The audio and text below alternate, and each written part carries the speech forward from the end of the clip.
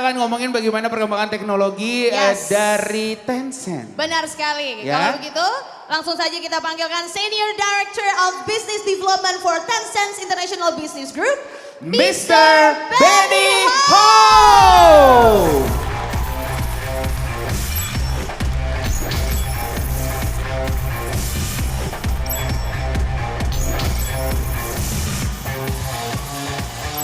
Good morning. Hello. Good morning, everyone. This is a very packed house. I see everybody standing in the back, people in the front. Thank you for coming. I'm Benny. I'm the Senior Director of Business Development at Tencent's International Business Group. Thank you for having me. I was told about this opportunity to come today and speak to you a while back. And once I was told about this opportunity, I was actually very, very excited. And one of the reasons for that is because I'm very excited about technology, about innovation, but more importantly, it's about talking to young people about career development, as well as what the future opportunities may imply and may hold for you. So let me see if I can get this to work. Can you get the next slide, please? Okay, there you go. So a little bit about me. So even though I work in a very big tech company, one of the things is that I actually used to be an architect, right? So I actually studied architecture, I worked in architecture, and then eventually I was very much drawn to technology and drawn to everything that was happening in the tech sector, and I eventually made my way into the tech scene. I think one of the things that I want to convey to many of you is that as I look into the crowd, I'm sure some of you might be computer science majors. Some of you might actually be studying coding, et cetera, in which technology and the internet sector is has a very direct correlation maybe to some of the work that you do. Some of you, other people might be studying other fields, maybe in the humanities, maybe as a language, maybe in advertising or communication. What I want you to know, however, is that when it comes to technology, when it comes to innovation, there really is room for everybody to participate. You have to find your niche. So even for me as an architect, I was able to, being drawn to the opportunities that existed in technology, make my way into the internet sector. So there are a few things I wanted to go over today. One is just to talk a little bit about Tencent, who we are as a company. But more importantly is to draw out what are the ways in which we are helping shape the future of mobile internet, both in China, where we have a very strong presence, as well as here in Indonesia, where we've been operating for the past 5 years. Thank you.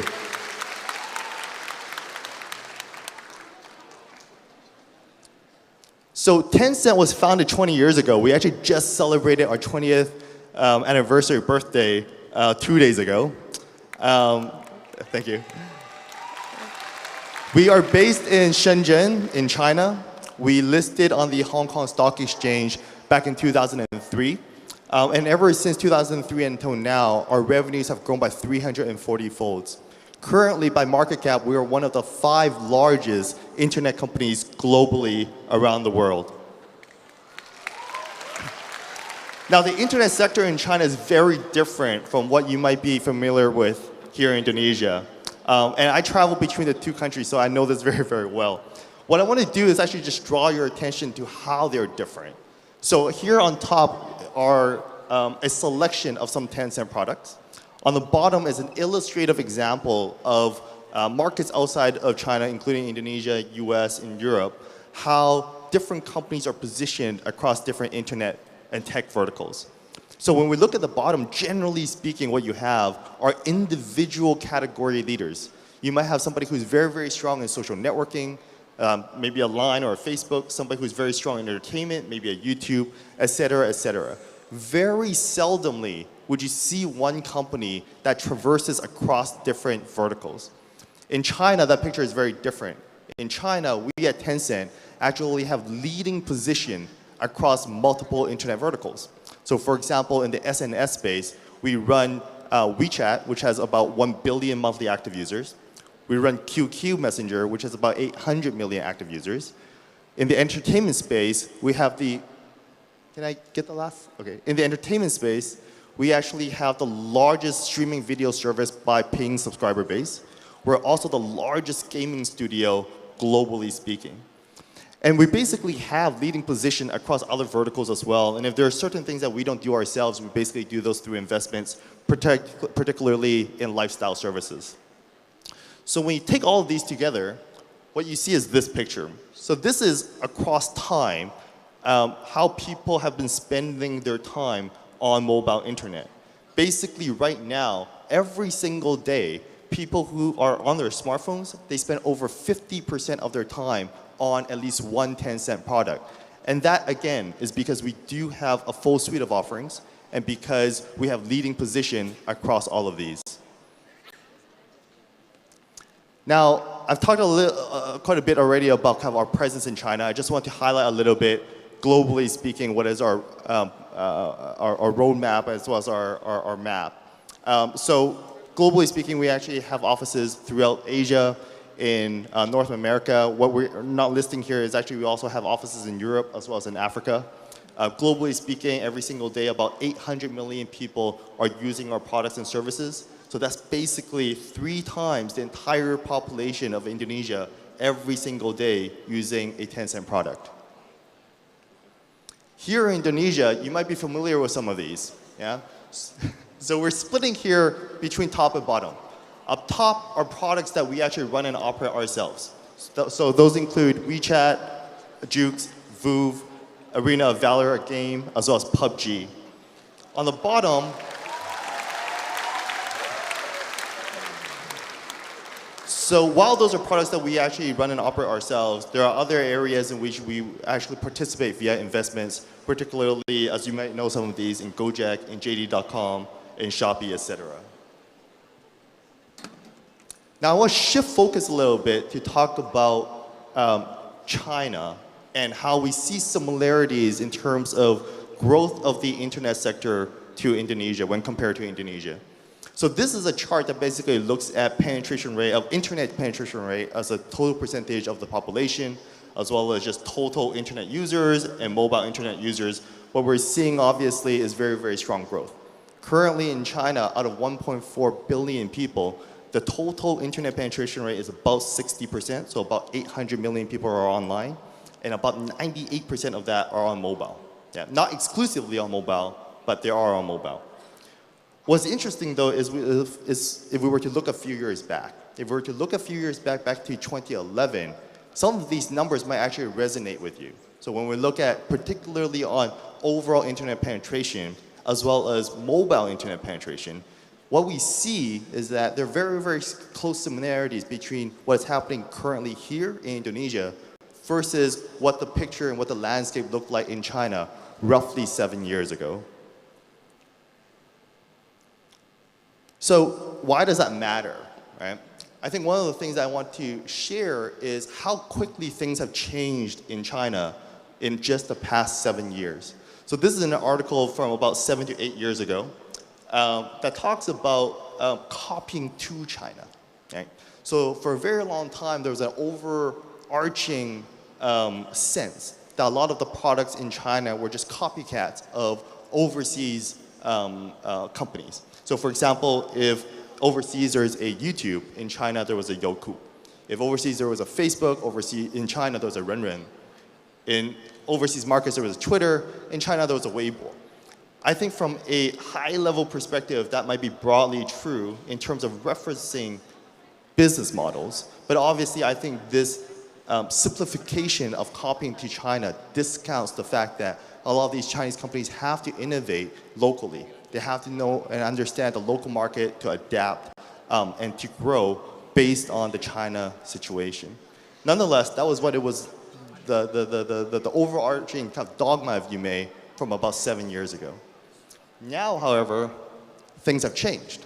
Right? So this is an article actually just from last year from Anderson Horowitz, they're a very big venture capital firm in Silicon Valley, that talks about actually copying from China. So things have changed, right? The entire shift, the wave has shifted from copying to and now copying from.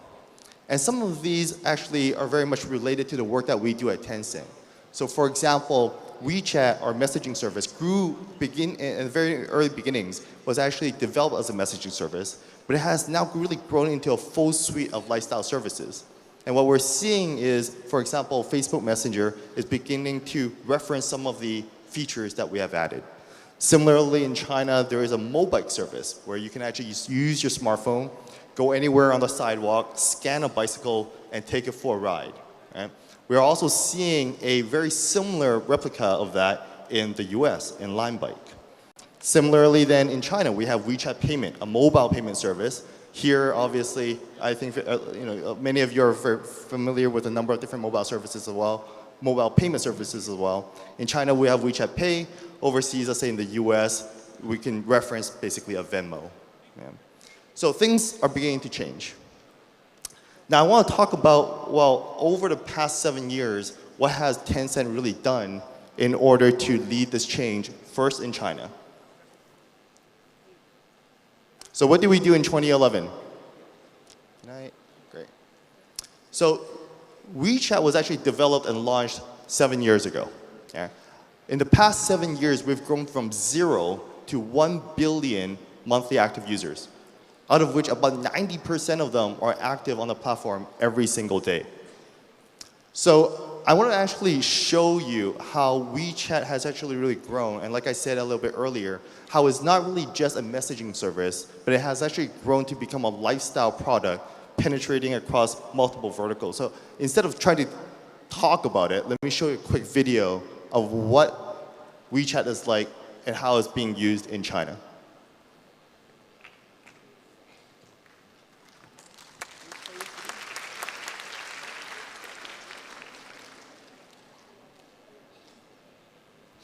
Can we get the sound here, please? Swamp monsters. But now all of a sudden, some of the features they've developed are so amazing that Western apps are trying to copy them. And the greatest example of this is WeChat. WeChat is an example of, for lack of a better word, a super app. It's a Swiss Army knife that basically does everything for you. It's your WhatsApp, Facebook, Skype, and Uber. It's your Amazon, Instagram, Venmo, and Tinder. But it's other things we don't even have apps for. There are hospitals that have built out whole appointment booking systems. There are investment services. There are even heat maps that show how crowded a place is, be it your favorite shopping mall or a popular tourist site. The list of services goes on basically forever. But it's not the variety of things you can do on WeChat that makes it so powerful. It's the fact that they're all in one app. So why does that matter? Hypothetically, imagine you're sitting at home and one day you notice your corgi is dirty. You open WeChat, hit a few buttons, and a few hours later a man shows up at your door with some shampoo and a big vacuum. Your dog gets cleaned and he looks great. You take a photo, you share it with your friends, and tag the dog cleaning business. You haven't left the app. Your friend who likes Hello Kitty and works a boring office job is slacking off at work and looking at WeChat. She sees the photo of your clean corgi. She decides she wants her poodle clean. She clicks the tag on your photo and orders the same service. Within seconds, the man with the big vacuum is on his way to her house. She pays him, and he's happy because he got paid instantly on WeChat. She starts chatting with you to thank you. Neither of you have left the app. While chatting, she tells you about a new hip noodle joint. She says, you have to come. It's a schlep, but you accept. She orders food while still at her desk. You order a taxi. She pays for the food. On the way to her house, the man with the big vacuum invests the money he earned from both of you into a wealth management product that's probably a little too risky. Neither of you nor the man with the big vacuum have left the app. Both of you arrive and the app tells the kitchen you're there. Your WeChat profile photo pops up on the wall. It's an old photo from the year you had that weird part in your hair. Of course she makes a comment. Your food is served. You notice your meat is a bit overcooked, so you snap a photo and post a disparaging restaurant review.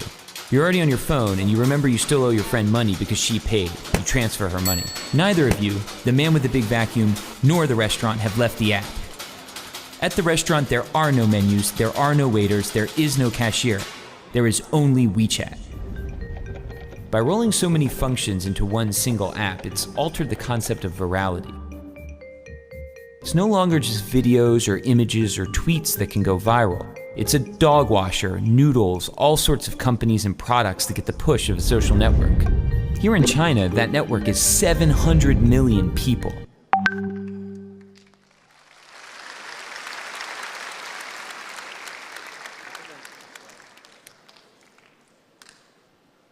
Can I get the next slide, please? Thank you. So that all started from 0 just 7 years ago. It has actually grown into one single super app where if you want to call a taxi, go to a restaurant, pay for food, pay your friends, invest in a fund, everything, all of those things are actually happening in just one application and only took place over the past 7 years. But all of these benefits are obviously very good for users, right? So every one of us, we're using the app every single day, and they're huge conveniences. But there are also other implications in which, as we continue to grow the ecosystem, there are positive implications and benefits also for corporates. So it's not only a 2C model, but also a 2B model. So out of those, there are three things that really come to mind. One is on payments, second is on our cloud services, and thirdly is on what we call mini programs. And I'm just going to very, very quickly go through each of these. So can I actually just get the next slide? So on payment services, just to give you a sense of how this works, within the application, there are official accounts in which their payment is already integrated. Here, there's an example of somebody looking to an official account to buy a basket of fruit. They basically click a few buttons, choose the basket that they want, confirm the order, and pay directly from within the app.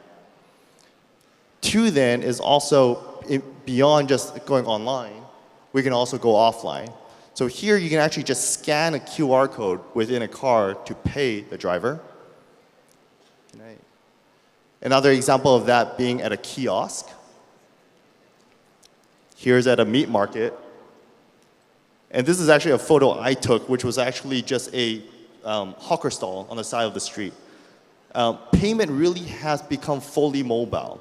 In China right now, for over the last 2 years, I've kept a 100 RMB bill in my wallet just in case I run into a situation that doesn't take cash.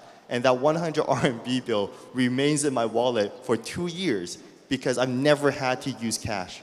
China has very, very quickly, in just the past several years, turned into a mobile payment first society. Two then, as I mentioned, is on cloud services. So I'm not going to go through this. There's just a lot of numbers. But I do want to give you a case. Can I get one more, please? Thank you. So I want to talk a little bit about how within WeChat itself, we're actually using cloud services and big data analytics in order to help 2B companies. So this is an example of something that we're doing with the Dubai Tourism Board in order to provide 24-hour customer service. Generally speaking, in kind of older days, what you generally would have a hotline, right? People would call and they would wait and wait and wait until somebody picks up in order to answer a question. What we've actually come to realize is that about 80% of questions that people ask the tourism board are actually overlapping questions. So questions, for example, such as weather, how do I get from the airport to, let's say, a hotel, information about certain attractions. These are very overlapping questions that a machine can actually handle much more efficiently. So what we're working with them on is to create an AI chatbot that would be based on the user's LBS data, on their location-based services data, will help prioritize and say, the person who is asking this question currently, is that person in Dubai or not? If they are already in Dubai, then the priority to answer the question must be higher because they're already in market, they're already there to travel, and they want answers immediately. Second then is that a question in which our AI technology can actually answer because we are accumulating and learning from the questions that have been gathered throughout time. Thirdly then is, if not, then as a last resort, we would divert those questions to somebody on a phone to answer those questions manually. So by doing that, we actually improve on both efficiency for the business. They don't have to have so many people running the customer service. Instead, and also at the same time, from a user's perspective, they'll be able to get more timely and immediate response at the tap of their fingertip within WeChat. Lastly, I want to talk about mini programs. Mini programs can be a little bit difficult to grasp as a concept. But in short, what they are is that there are software that do not require to be downloaded onto your phone. Instead, from within the WeChat environment, you can pull up a mini program and use the service just as though it was a mobile application. So let me show you an example of this. Can I click one more, please? So on the left-hand side here is actually the application for a securities app. So you can go on there and check your stocks and check what's happening in the market. And on the right-hand side is the mini program version of that. What you see essentially is that from a UI perspective, from a user interface perspective, from a feature perspective, you can basically have the same thing. You can have all of your stocks, you can check the indexes, you can read the news. The benefit of actually having a mini program, however, is that you don't have to download the application. And that's a very common problem that we see both in China as well as in Indonesia. I'm sure many of you, when you go and download an app, one of the first things that you would consider is, well, how big is the application? If the application is going to take 100 megs or 200 megs, the second question is, how much do I need this? How frequently will I use it? If it's not something that you're going to be using every single day, you likely would not want to download it onto your phone. However, if you don't have the service on your phone, at the moment when you need it and you go to a mobile websites, generally speaking, do not offer the same type of experience, seamless experience of what a mobile application can do. And so this is a middle ground in order to resolve that conflict. So I've talked a lot about China. I want to talk a little bit about what we've been doing here in Indonesia, but not only what, but also why, and why it's important for us to continue to do this. So I want to talk about Jukes in particular. Can I just get a show of hands here? How many people have heard about Jukes? That's basically everyone, right? So Jukes is available as a freemium streaming music service across Southeast Asia. We actually launched here in Indonesia back in October of 2015. We just celebrated our 3rd year anniversary about 2 weeks ago. What is Jukes? So many of you might know Jukes as a streaming music platform. You go on the platform, you listen to music. What we like to say is that Jukes is actually a pan-entertainment platform. It's not just about listening to music files, but rather there are 5 use cases that we look to fulfill, including listening, reading news articles, watching music videos, interacting with your artist through live chat, as well as singing on our karaoke feature.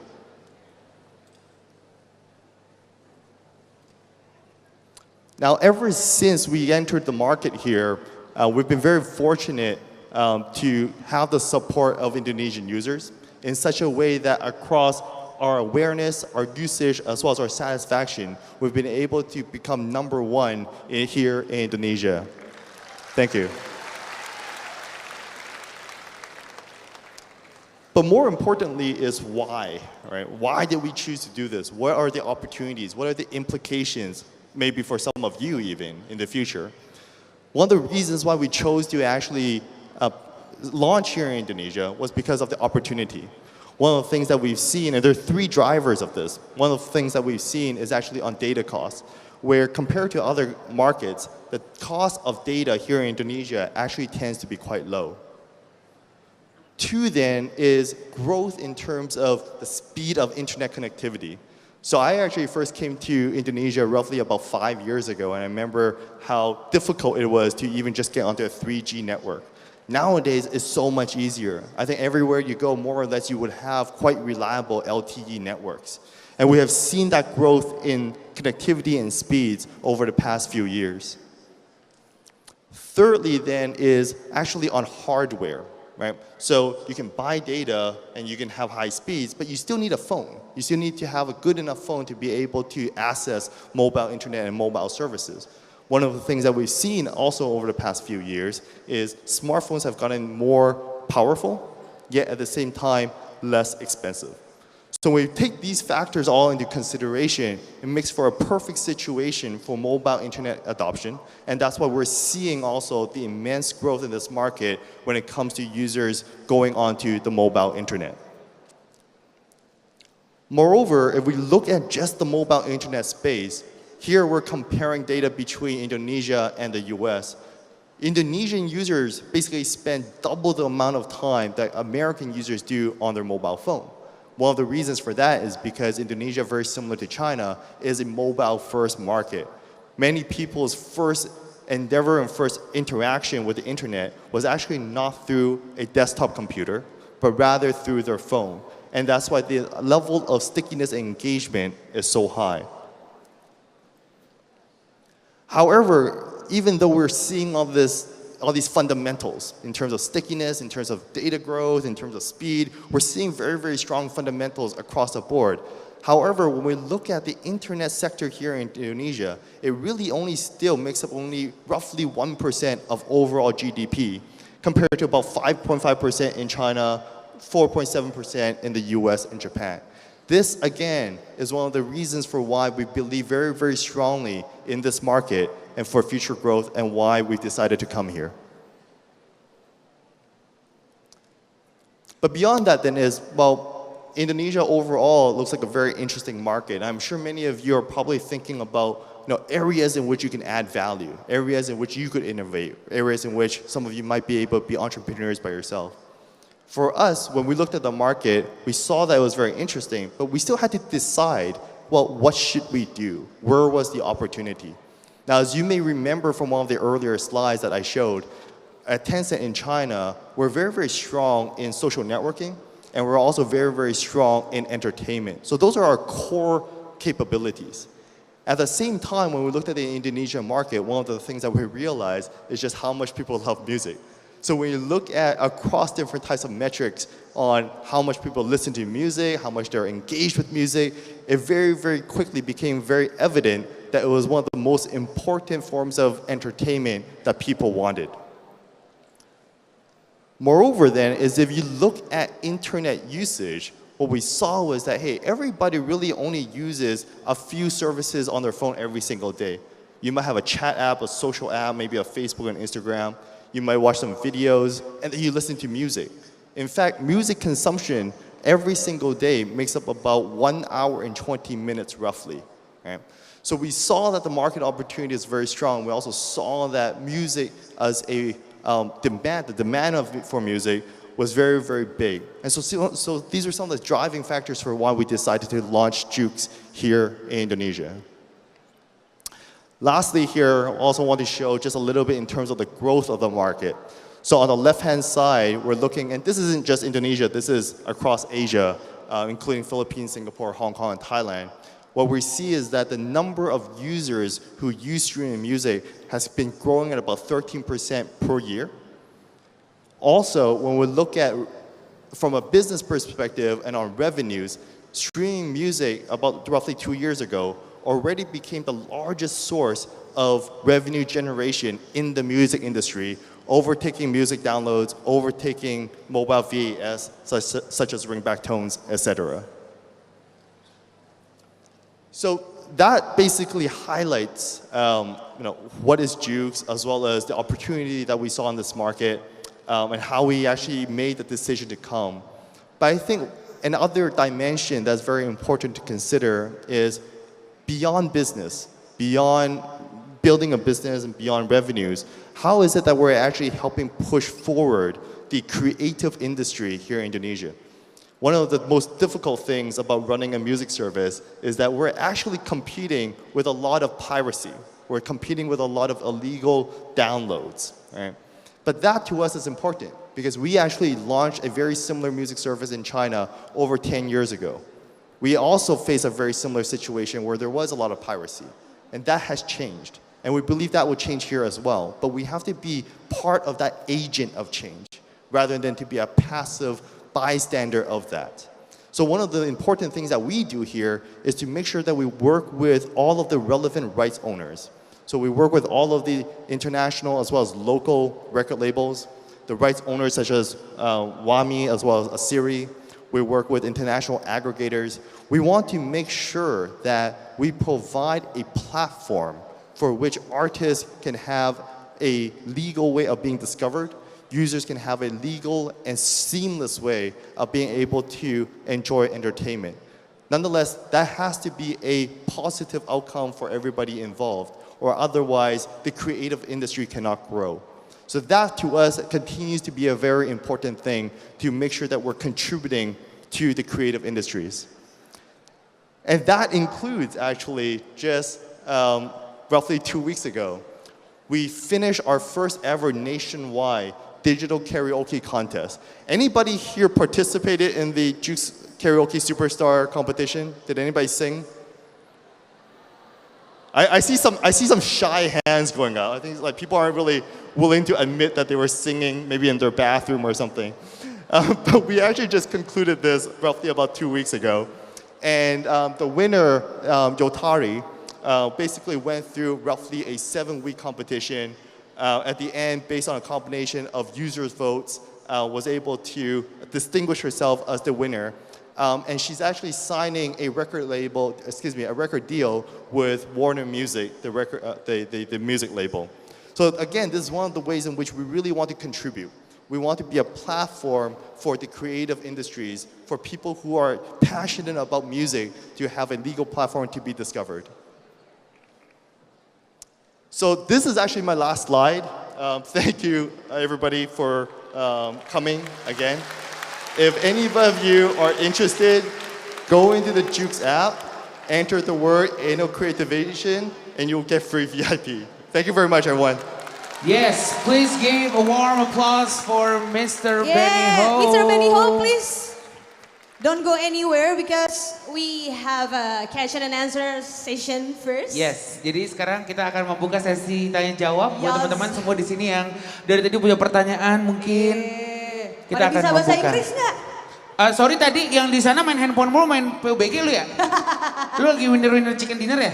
Weh gila, gue anak PUBG juga soalnya. Oke.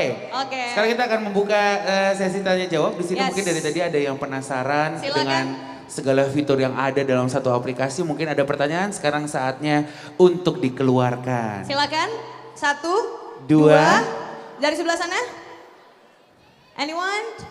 Oh itu ada. Oh hai. Ada juga di sana. Oke. Saya yang samperin Hanum ya. Kita ke sana. Oke, baik. Kita akan kasih pertanyaan satu persatu. Saya pikir saya mesti lari, ternyata ada panitia. Terima kasih panitia. Anak gendut sini aja. Tahu, iya makanya. Kasian, napas kita kan cuma sencerit. Benar. Oke. So, boleh minta nama sama hobinya apa di rumah? Saya penasaran, kalau mahasiswa sekarang hobinya apa ya? main PUBG. Oh iya benar. Iya. Ketemu di lobby ya. Yeah. Oke.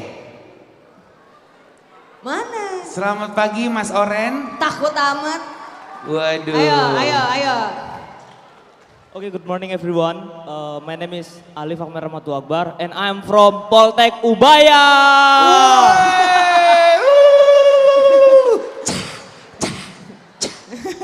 Kasih kembang api. Oh iya benar.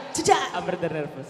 Silakan. Okay, actually I want to ask you about something that I need to answer about.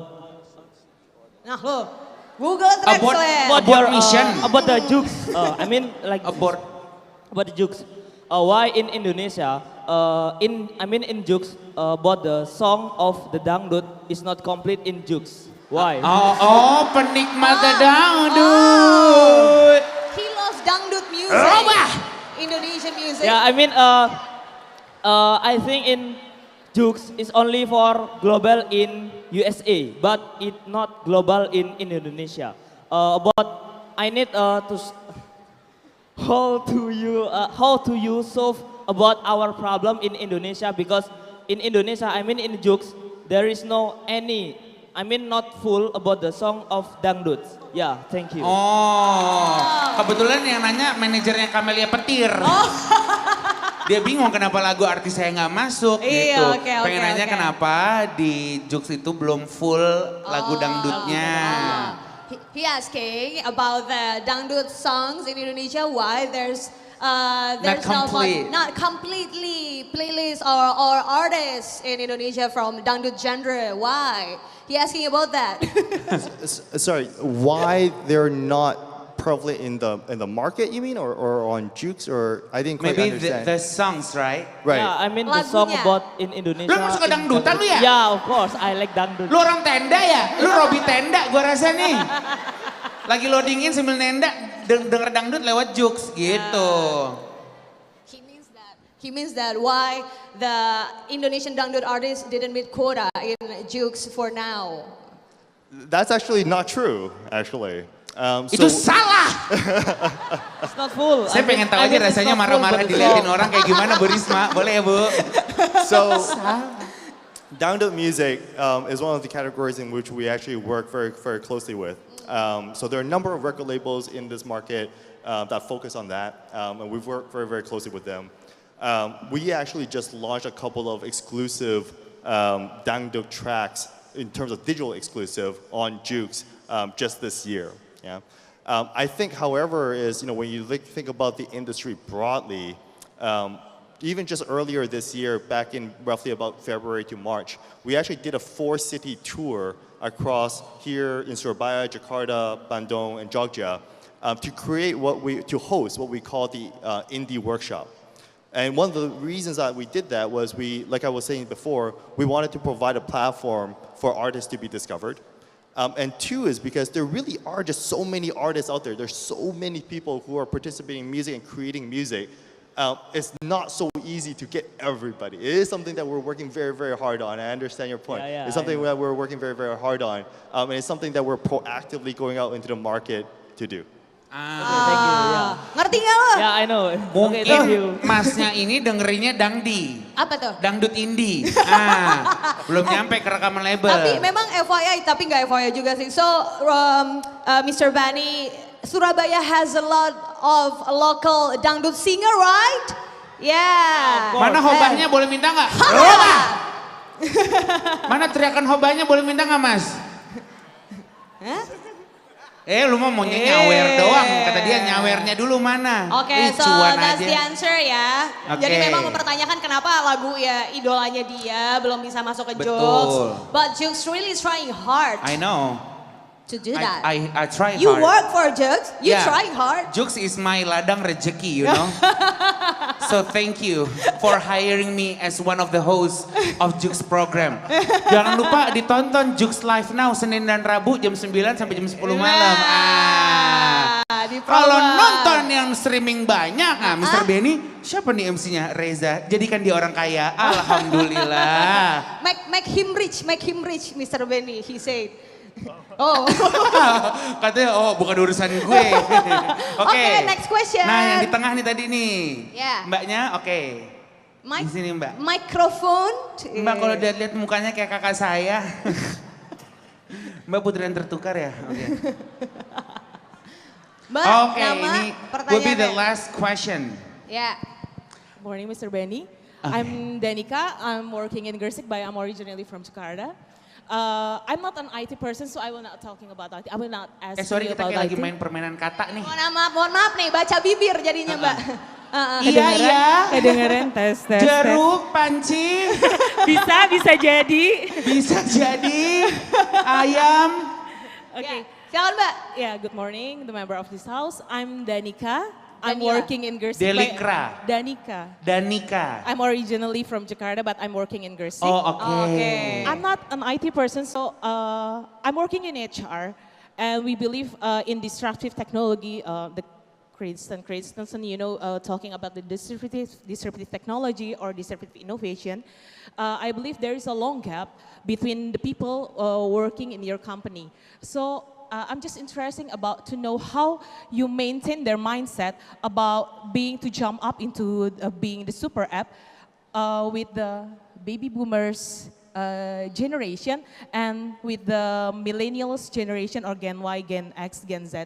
Because I believe there will be a gap to change their mindset in the disruptive technology. So how you been working really well with your company being the super app? With your people or with your employee, I think. Yeah. Thank you. Terima kasih sebelumnya. Inggrisnya bagus banget, Bagus, tepuk tangan. bagus. Miss Good Delika English. dari Lia ya? Lia ILP, guru bimbel, I see. IC, BTA 8, BTA 45. Bukan? Thank you so much. Bagus Yeah. banget Inggrisnya ke orang Massachusetts. So I just want to make sure I understood the question correctly. The question was essentially in regards to primarily, I guess, in China with WeChat. How is it that we got our employees to adapt the technology? Is that correct? That's a really good question. And I think there are multiple dimensions to that. One of the things that I didn't mention actually is the average age in Tencent is only 30 years old. Okay? So most of the people who work in Tencent are actually very, very young. Two then is even beyond that, and regardless of whether we're talking about employees or we're talking about the market generally speaking, I think the critical question to ask is not, the first critical question I believe, is not how do we get people of different age groups to adopt something, but rather what is the problem you're looking to solve. If you're looking to solve a problem that is intrinsic to baby boomers, if you're looking to solve a problem that's intrinsic to millennials, solve that problem well. If you can solve that problem well, people will use you. Yeah? So I think thirdly also is one of the similarities, again, between what has been happening in China over the past few years and what is continuing to happen here in Indonesia, is the quick adoption of mobile internet. Okay? I think mobile internet, and without going into too much depth about this, but I think in terms of mobile internet, in terms of smartphones, in terms of user interfaces, etc., the barrier to entry of using an application is much lower than using a computer. So for example, let's say 10 years ago, if you took a photo with a digital camera, put it on an SD card, put it in your computer, and you wanted to edit that to look better, you might have to use a Photoshop piece of software or something like that. And not everybody is proficient in that. And there is a much higher barrier to entry in order to accomplish that goal. Nowadays, there are hundreds and thousands of photo editing tools out there where you take a photo with your smartphone, you don't have to transfer it to a computer, you open an app, touch a few buttons, and you're done, right? So I think the nature of the technology itself also has lowered the barrier to entry such that it's easier for everybody to adopt. So I think those three things, generally speaking, are important when it comes to considering how people can adopt new technologies. Okay. So that's the answer. Jadi siapa tahu mau apply, Adaptasi sih. meja formulirnya ada di sebelah kiri, bisa ditaruh CV-nya ya Neng. Do you open the recruitment maybe? For how to adapt the employee with the baby boomers. So you get the answer right?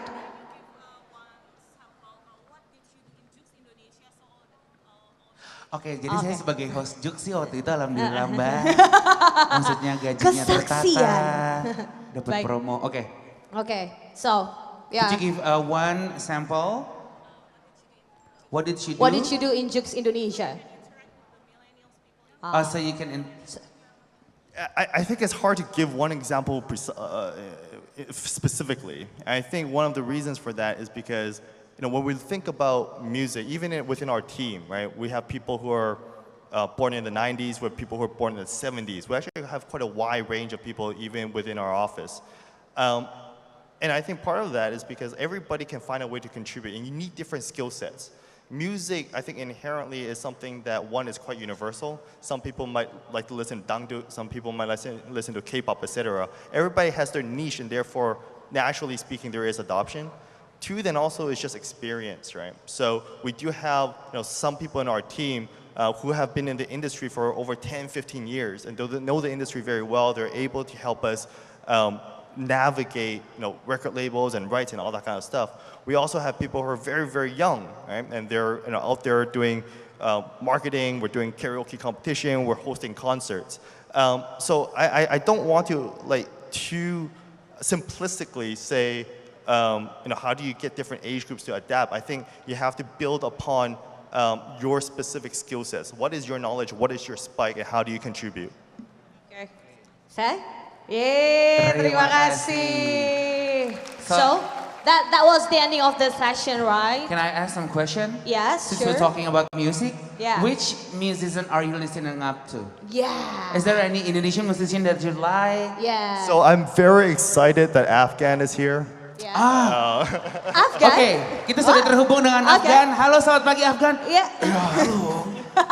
Hello, good morning Mr. Benny. This is me, Afghan. Kita ingin ku malah. Oke, sedih gitu kan, duka. Nggak apa-apa. Afghan ternyata menjadi musisi favoritnya Mr. You Benny. like Afghan? You listen to all of the songs? I do listen to Afghan, and I've also lately been listening to Pupus.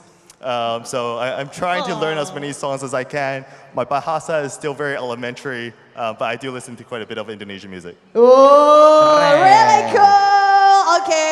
Oke deh, sebenarnya semuanya sudah lengkap ya. Yes. Dengerin musik udah pasti di Jux, enak juga ada liriknya. Bener. Jadi bisa di karaokean juga. Bener ya banget, nggak sih? langsung. So thank you Mr. Benny for being Thank here. you so much, Mr. Please Benny Ho. give a big applause for Mr. Benny Ho.